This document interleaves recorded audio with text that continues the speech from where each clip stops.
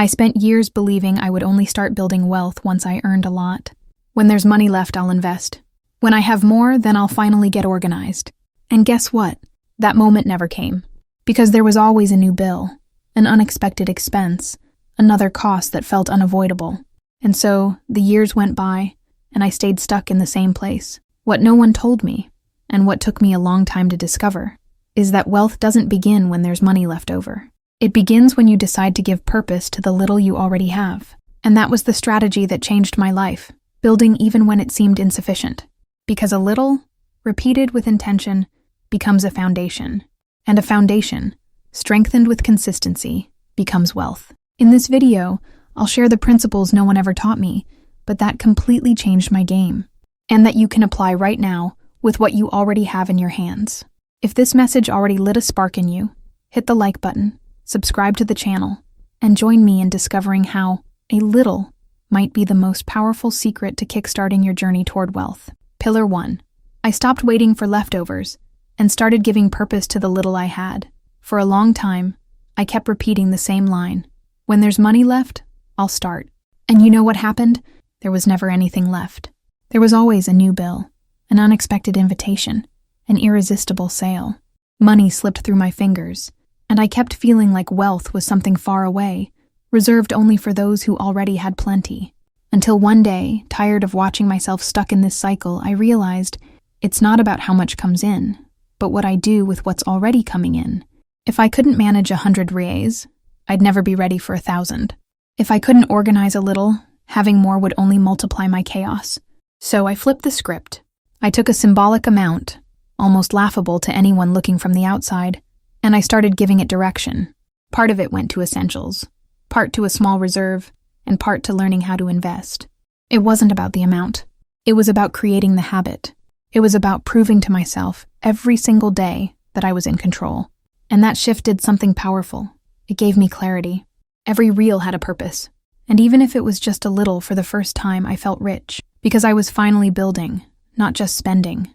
Today I understand that wealth doesn't come from an inheritance or a huge salary. It comes from the conscious act of stopping the wait for the perfect moment and deciding now. Comment: I don't wait for leftovers, I decide now. If you've also realized that the power isn't in the amount, but in the movement. Pillar 2. I created a simple structure that fit any amount. At first, I thought financial organization was something complicated, full of formulas and spreadsheets that only experts could understand. That only pushed me further away, because I kept thinking, if I can't even pay for everything, how am I supposed to build a system? But I discovered that simplicity is the foundation of any lasting construction. I started by sketching something basic, something that worked with the little I had. 3 categories: essentials, reserve, and building. Essentials covered what kept my life running. The reserve was my shield, even if at first it was just a jar of coins. And building was for investments, and learning that would move me forward. In the beginning, the numbers were small, sometimes almost symbolic, but the simple act of dividing them this way changed everything.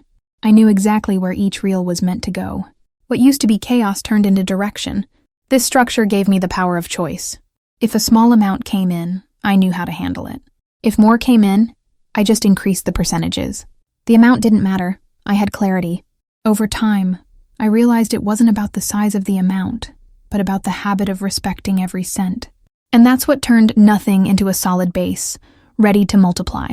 Comment: my wealth begins with organization. If you've also understood that clarity matters more than quantity. Pillar 3. I learned to value consistency over speed. When I decided to start building wealth, anxiety hit hard. I wanted fast results. I wanted to look at my account and already see numbers that made me feel secure.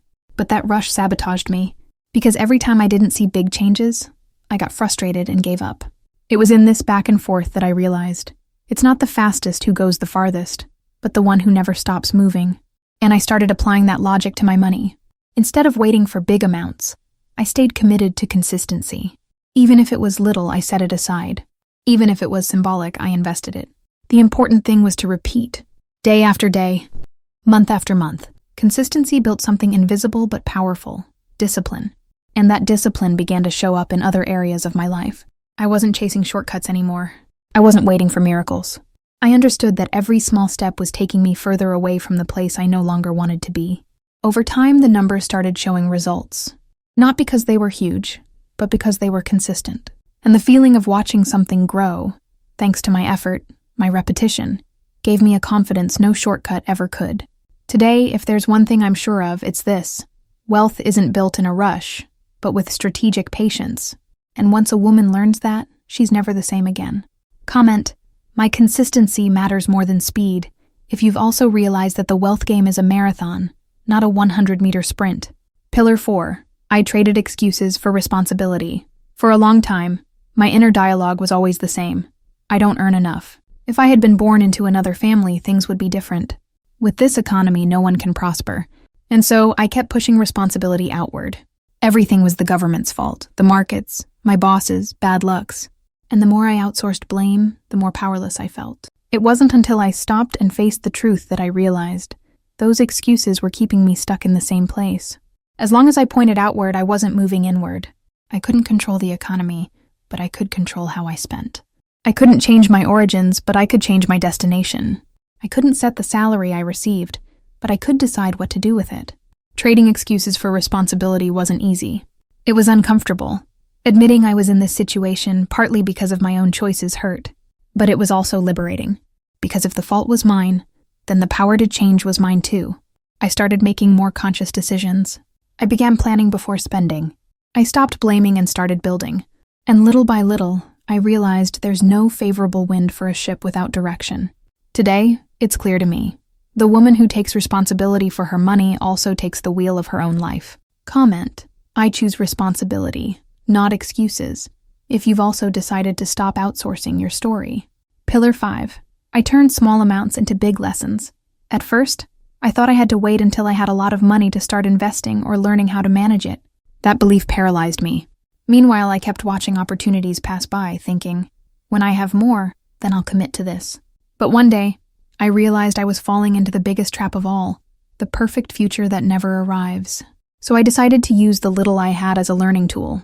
I set aside small amounts that wouldn't compromise my life. I invested in basic options, studied fixed and variable income, made small mistakes, and learned from every step. I lost fear because I understood I was training. And like any training, it wasn't about perfection. It was about practice. That mindset gave me financial maturity. Because while many were waiting for the right moment, I had already built up experience through cheap mistakes and valuable wins. Turning small amounts into lessons gave me something no money can buy: confidence. Today, when I invest larger amounts, I do it with clarity and without anxiety. Because I already know the path, I understand the risks, and I know my profile. The little became my laboratory, and that laboratory was the foundation that sustained my breakthrough. Comment: I learn from every dollar that passes through me. If you've also realized that knowledge is built in the process, not in the waiting. Pillar 6. Shielding my environment was just as important as organizing my accounts. At the beginning of my journey, I thought all I needed was spreadsheets and discipline. But it didn't take long to realize that my environment weighed just as much as my choices. I tried changing my habits but stayed surrounded by triggers pulling me back. Sales notifications flashing on my phone. Friends who normalized debt. Environments that made me spend more than I wanted just to feel included. That's when I understood. No one builds wealth in a space that sabotages their mindset. I began shielding my environment. I turned off shopping notifications. I swapped the habit of browsing online stores for reading about finance and personal growth. I started going to places that strengthened me. And, maybe the hardest part, I distanced myself from people who, even without bad intentions, reinforced a scarcity mindset. This cleanse wasn't just external, it was internal too. My home became more organized, my desk more functional, and I noticed how that reflected in the way I handled money. Less clutter outside, less clutter inside. Today, I know every detail of my environment communicates with my mind. That's why I choose for everything around me to remind me of the woman I'm building, not the one I want to leave behind. Comment: my environment strengthens me. If you've also realized that wealth is built in spaces that are clean, clear, and aligned with the future. Pillar 7. I discovered that discipline is freedom, not prison. For a long time, I avoided the word discipline. To me, it sounded rigid, like someone controlling me, like a lack of joy. I used to say I want to be free, not tied down by rules. And ironically, that freedom kept me trapped in debt, trapped in anxiety, trapped in the feeling of not being in control. That's when I realized discipline isn't prison, it's structure. And without structure, freedom doesn't exist. I started small. I set limits on my spending. I established a fixed moment each week to review my finances. I created little rules that seemed boring at first, but soon showed me one thing. The more discipline, the more lightness. Discipline gave me peace. I no longer had to worry if I'd fall short, because I knew I had a reserve. I no longer had to feel guilty after spending, because I had a plan. And little by little, I realized discipline didn't take anything away from me. It gave me back the feeling of choice. Today, I understand that the woman who builds wealth isn't the one who lives by impulse, but the one who sustains her freedom through discipline. And that clarity changes everything. Pillar 8. I learned that multiplication only comes after protection. In the beginning, I was in such a rush that I wanted to invest right away. I wanted to see my money grow fast, multiply like the examples I read in books and saw online. But that anxiety blinded me. I had no foundation. If something unexpected happened, I'd have to tear it all down and go back to zero. That's when I understood the real order of things. First protect, then multiply. I built my emergency fund, even if it was small. It felt like creating an invisible shield around me. Every dollar saved was an extra dose of peace of mind. And for the first time, I began to feel secure about the future. Only after consolidating that protection did I move on to multiplication. Bigger investments, different strategies, diversification. And this time it wasn't out of desperation. It was out of clarity. Because I knew, if something went wrong, my base would still stand strong. This simple shift changed my game.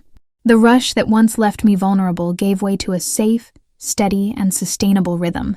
And true wealth isn't about speed. It's about continuity. Today, I only reinforce this lesson. There's no multiplication without protection. And a woman who shields herself first never goes back to square one.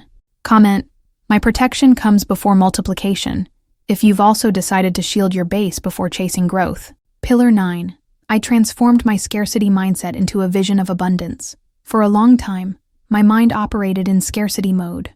I was always thinking, it won't be enough. I'll run out. I'd better hold on to this because it might disappear. And in the end, even when I had money, I lived as if I didn't. It was a life of constant fear, and fear never builds wealth. What I realized was that this mindset didn't depend on my bank balance, but on how I saw the world. And as long as I believed everything was little, nothing would ever feel enough. The change started with small gestures. Instead of focusing on what I lacked, I began to be grateful for what I already had. I started seeing opportunities instead of obstacles. And I sought ways to let money flow consciously instead of imprisoning it out of fear. That mindset shift was liberating. I stopped living in constant tightness and began to see abundance even in small things, in the knowledge available, in the connections I could build, in the potential I had to grow. And interestingly, when my mindset changed, my finances began to change too. Today, I understand that abundance isn't just about having more. It's about trusting that there will always be ways to create more. And that pulls me out of the victim's role and puts me in the creator's seat. Comment, my mind is abundant. If you've also chosen to replace the fear of lack with trust in growth. Pillar 10. I realized that wealth is a journey, not a destination. At first, I believed wealth was a place, a number goal, a finish line. I used to say, when I've saved X, I'll be at peace. When my salary reaches Y, I'll feel fulfilled. But every time I hit a milestone, a new when appeared. And deep down, I never felt complete. It was only after so many frustrated attempts that I realized wealth isn't a destination, it's a journey. It doesn't happen when you hit a number, but when you change the way you walk every day. The real turning point was stopping to think only about the there and learning to value the now. The coffee I didn't have to put on a payment plan, the bill I paid without stress, the small investment that grew, the knowledge I gained without depending on anyone else.